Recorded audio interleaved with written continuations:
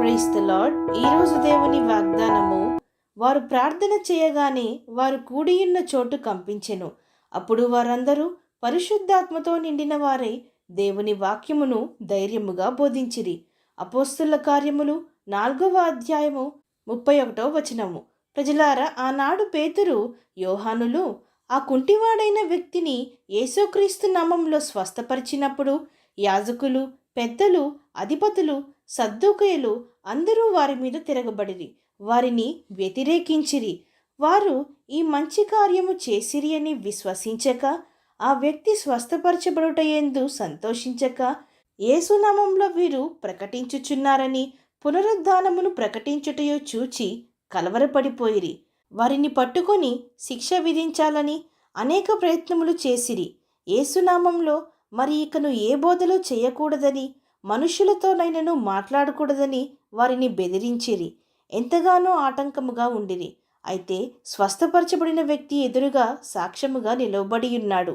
ప్రజలారా, పేతురు, యోహాను ఎంతమాత్రము వారి బెదిరింపులకు, వారి యొక్క మాటలకు భయపడక, మేము దేవుని మాట వినకుండా మీ మాట వినుటయు దేవుని దృష్టికి న్యాయమా అని చెప్పెను. మేము కన్నవాటిని గూర్చి విన్నవాటిని గూర్చి చెప్పక ఉండలేమని చెప్పిరి.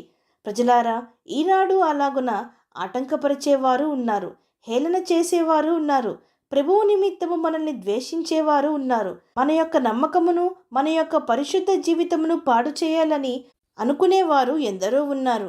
అలాగుననే పరిచర్యలో కూడా ఎన్నో ఆటంకములు కలిగించును. దేవుని సభలు ఇక్కడ పెట్టకూడదు, దేవుని నామమును ఇక్కడ ప్రచురించకూడదు అనేవారు ఉన్నారు. అలాగుననే ఒక కుటుంబము ప్రభువుని నమ్ముకున్నారు అని వారిని ఊరి నుండి వెలివేసిన వారు ఉన్నారు. ఎన్నో దాడులు చేయాలని క్రైస్తవుల మీద పగబట్టేవారు ఉన్నారు. ఆనాడు వారు కూడా పేతురు, యోహానులను శిక్షించాలని ఉండిరి.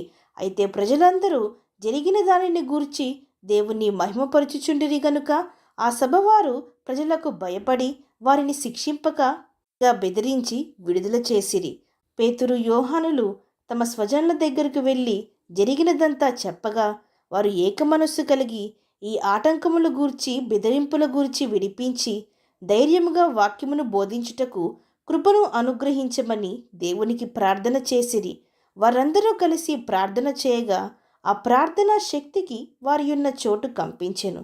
దేవుడు పరిశుద్ధాత్మ శక్తిని వారికి అనుగ్రహించెను. వారు వాక్యమును ధైర్యంగా బోధించిరి. ప్రజలారా, ఈనాడు మనము చేయవలసినది అదే. సంఘములో ఏదైనా ఆటంకము కలిగినా, లేక కుటుంబంలో, బంధువుల్లో, స్నేహితులలో ఏదైనా సమస్యలు, శ్రమలు కలిగినా అందరూ కలిసి ఆ విషయమును గూర్చి ఏకమనస్సుతో, ఏకాత్మతో దేవుణ్ణి స్తుతించి ప్రార్థన చేయవలను తప్ప, ఒకరంటే ఒకరు పడకుండానట్లు ఒక సంఘము మీద ఇతర సంఘము భేదములు కలిగి ఉండకూడదు. విజ్ఞాపన ప్రార్థన మన బాధ్యత. అందరి కొరకు మనము విజ్ఞాపించి, మన శత్రువులైన మన యొద్దకు ప్రార్థనకు, సమస్యకు వచ్చినప్పుడు మనము అతని కొరకు ప్రార్థించాలి. వారు విడుదలను పొందుకొనవలెను. కాబట్టి ప్రజలారా, దేవుని కొరకు జీవించుటకు, దేవుని కార్యములు చేయుటకు మనకు ధైర్యమును, మంచి సహవాసమును, మనుషుల మధ్య ఏకత్వమును దయచేయమని దేవుణ్ణి వేడుకుందాం.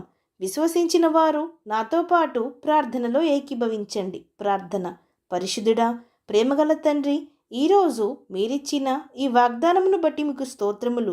దేవా, ఎల్లప్పుడూ మా గూర్చి మేము ప్రార్థించుకునే వారంగా మాత్రమే కాక, ఇతరుల కొరకు పూర్ణ మనస్సుతో విజ్ఞాపన ప్రార్థన జరిగించే హృదయమును మాకు అనుగ్రహించుము తండ్రి. ఏక హృదయము, ఏకాత్మయు దయచేయము. మేము భయపడి బెదిరిపోయే వారంగా కాక, మీరు అనుగ్రహించే జ్ఞానంతో, ధైర్యముతో, బలముతో, రోషము కలిగి మీ కొరకు జీవించుటకు, మిమ్మును సేవించుటకు మా ప్రతి ఒక్కరికి సహాయము దయచేయమని ప్రార్థిస్తూ, సమస్త మహిమాగంతులు మీకే చెల్లిస్తూ, ప్రభువైన యేసుక్రీస్తు నామం పేరట అడిగి వేడుకొంచున్నాం పరమ తండ్రి. ఆమేన్.